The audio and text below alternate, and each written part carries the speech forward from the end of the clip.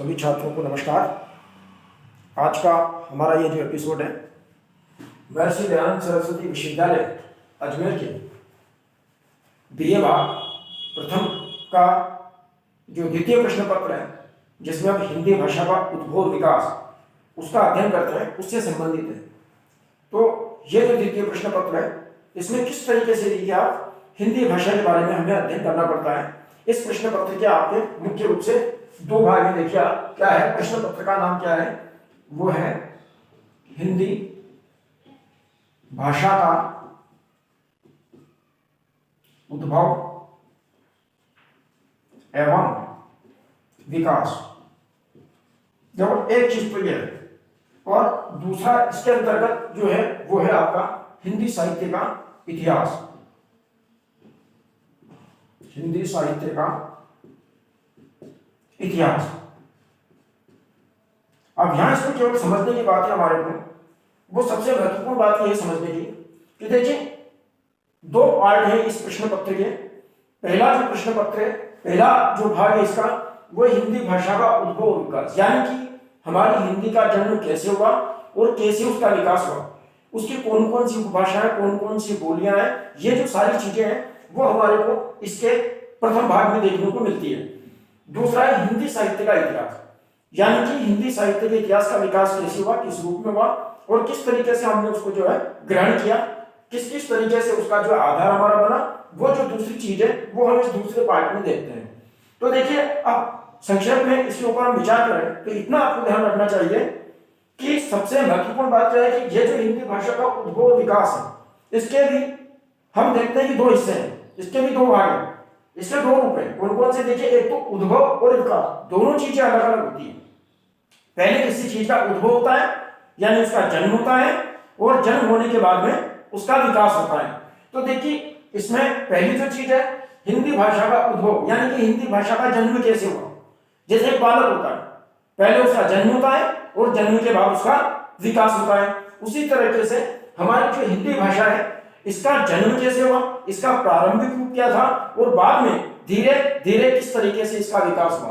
तो देखिए जन्म की जो प्रक्रिया है, इसको संक्षेप में मैं बताऊंगा कि किस तरीके से हम इसका आगे चलकर के अध्ययन करेंगे। कि जन्म की प्रक्रिया के अंतर्गत हम देखते हैं कि आपने सुना होगा प्राचीन भारतीय आर्य भाषाकार, मध्यकालीन भारतीय आर्य भाषाकार और आधुनिक भारतीय आर्य भाषाकार, यानी 1500 वर्ष ईसा पूर्व से लेकर के ये जो प्रक्रिया चलती है, इसको तो हम हिंदी भाषा के उद्भव की प्रक्रिया के संदर्भ में मानते हैं।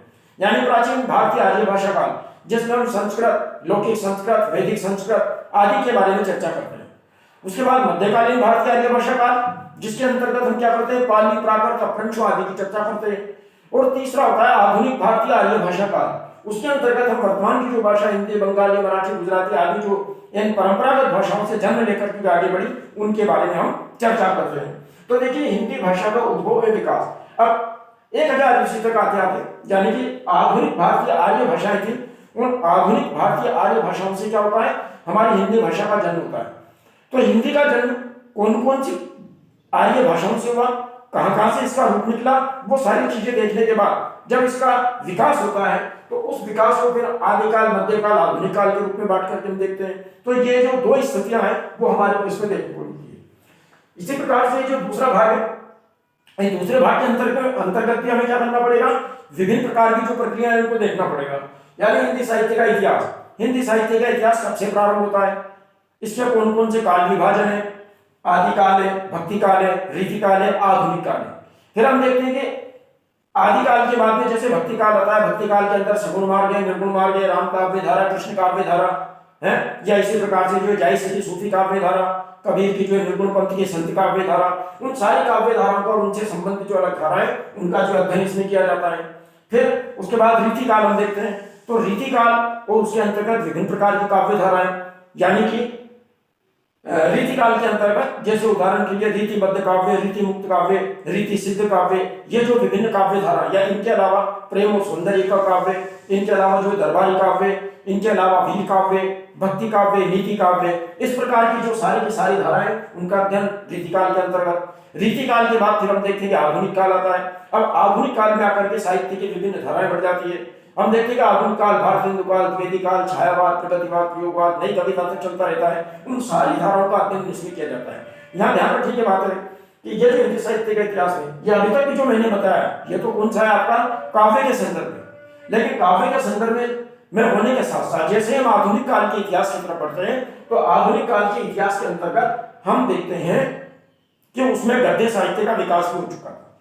तो गद्य की हमारी जो विभिन्न विधाएं, उपन्यास है, कहानी है, नाटक है, निबंध है, आलोचना है, या रेखाचित्र, संस्मरण, रिपोर्टाज, इस प्रकार की विभिन्न प्रकार की हमारी जो विधाएं हैं, गद्य की विधाएं, उन सारी गद्य की विधाओं का अध्ययन इसमें संक्षेप में किया जाता है कि हिंदी उपन्यास के उद्भव और विकास को समझाइए, हिंदी कहानी के उद्भव और विकास को समझाइए, या हिंदी नाटक के उद्भव विकास के ऊपर संक्षेप में प्रकाश डालिए। इस प्रकार की हमारी जो संपूर्ण गद्य विधाएं, उन गद्य विधाओं के ऊपर भी हमारे को इस प्रश्न पत्र के अंतर्गत तैयार करना पड़ता है। तो देखिए साथियों, सभी छात्रों से मेरा एक विशेष अनुरोध है इस एपिसोड के माध्यम से कि ये जो प्रश्न पत्र है हमारा, ये भाषा और इतिहास से संबंधित है। और सबसे महत्वपूर्ण चीज होती है कि जब इसके प्रश्न आते हैं तो हमें उनके उत्तरों के अंदर तथ्यात्मक विवरण ही देने पड़ते हैं। इसमें हम अपनी मन मर्जी से किसी भी प्रकार की कोई काल्पनिक प्रत्युत्तर नहीं लिख सकते हैं। तो इस प्रश्न पत्र का हमारे को विशेष रूप से अध्ययन करना पड़ता है और आप लोगों को भी इस प्रश्न पत्र के ऊपर विशेष रूप से ध्यान देना चाहिए। और ध्यान देते हुए विभिन्न प्रकार के जो प्रामाणिक उदाहरण है, विभिन्न प्रकार के जो प्रामाणिक ग्रंथ, उनके उदाहरण, उनके विषय विश्लेषण आदि सभी कुछ हमें ध्यान में होना चाहिए।